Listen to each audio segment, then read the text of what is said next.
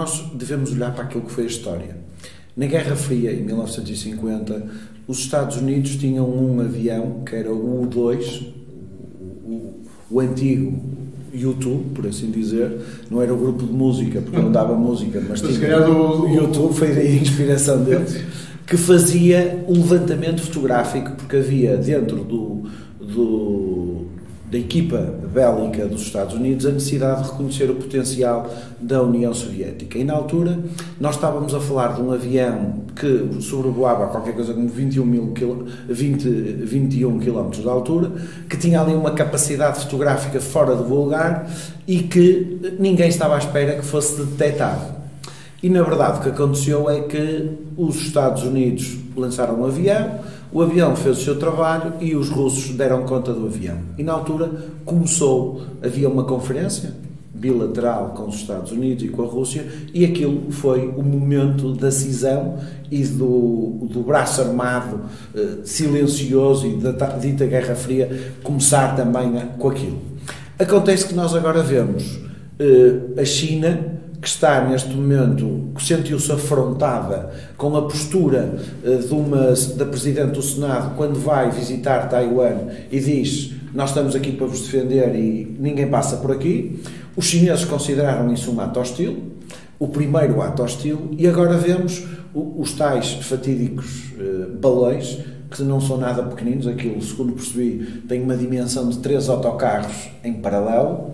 E os Estados Unidos, através do seu presidente, que eu devo dizer que não percebo como é que não se faz um teste de sanidade mental, não por este ato, mas pela postura do presidente. Ele, às vezes, eu olho para ele... Não tem os conselheiros dele? Não, eu olho para ele e acho que ele não deposita a virilidade e a capacidade de ter um cargo de Presidente da República dos Estados Unidos, não é? Porque a gente olha para ele, ele parece estar sempre doente, assim às vezes meio aparado, sempre com uma garrafa de água, com medo que lhe falta água. O homem está num estado débil. E mandou abater os tais balões. Numa primeira fase, os chineses dizem que aquilo era de uma empresa privada e agora consideram que aquilo é um ato hostil. Isto significa que a China não gosta muito de levar e não ter nada para mostrar força. E se nós repararmos, o regime chinês, nós já tivemos a oportunidade de falar aqui no passado, o regime chinês, o seu presidente, eu diria quase que imperador, porque aquilo já não é uma presidência, porque a presidência existe uma eleição e aquilo ele já não é eleito, ele é reconduzido como querido líder, e prova disso é que o antigo presidente do governo, presidente do Partido Comunista Chinês, que estava sentado ao lado dele, foi convidado à força a sair da sala. Portanto, nós já estamos a entrar aqui numa coisa, isto é tudo nosso, já ninguém manda aqui. E eu considero que começam a haver aqui sinais um bocadinho mais exagerados de força. Eu nem quero imaginar se fosse o Trump o presidente, não é? Porque ele era muito mais brusco e muito mais interventivo. Mas acho que neste momento, ainda há tempos havia um relatório que andava a circular, que eu considero que deve ser falso, mas que havia um membro dos serviços secretos americanos que dizia que em 2025 nós poderíamos ter a Terceira Guerra Mundial entre os americanos e os chineses. E nós reparamos que isto parece que não veio antecipar um bocadinho a conflitualidade, porque ao fim e ao cabo não havia necessidade nenhuma de terem abatido os ditos balões. Se calhar tinham pegado neles e tinham-os arrastado, baixavam-nos, controlavam, sabiam o que eram, mostravam ao mundo e davam uma chapada de luva branca aos chineses. Mas não, foram pela força, não é? E abater um objeto identificado em que sabia que aquilo, o que é que estava a fazer... Não era um OVNI, não é? Não era um OVNI. Portanto, considero que é preocupante e alarmante, e vamos ver os próximos desenrolares agora entre a China e os Estados Unidos. Esta questão do balão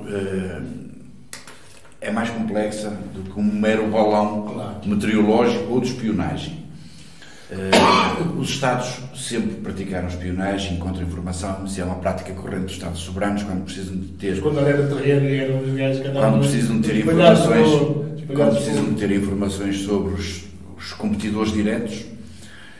No caso aqui, o que é que isto pode configurar e pode eventualmente, desde logo, afetou as relações diplomáticas entre os dois países e isso terá consequências ao nível económico imediato, dá-me ideia.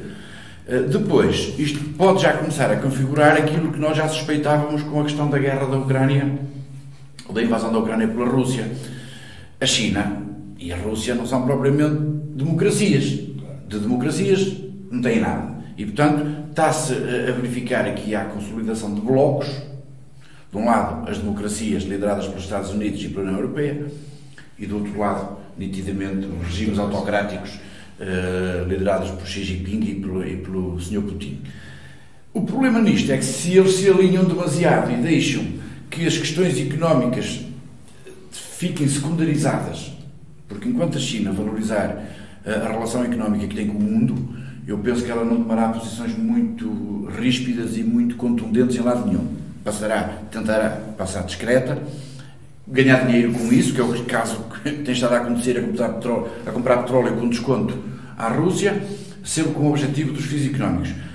Na minha perspectiva, o problema é se isto deixa a economia de lado e passa para um campo meramente político e diplomático com a constituição dos tais blocos. E se houver um alinhamento geoestratégico entre a Rússia e a China, é evidente que qualquer um deles se tornará muito mais agressivo, porque sente as costas quentes do outro lado.